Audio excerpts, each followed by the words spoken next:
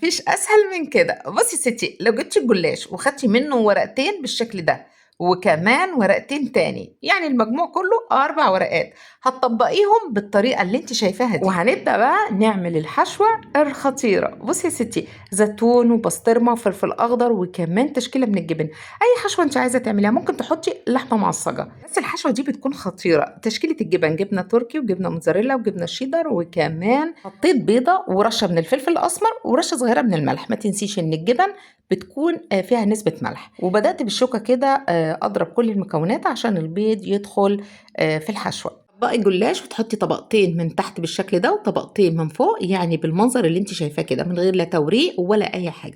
تحطي الحشوه في النص وتطبقيه على هيئه ظرف بالشكل ده.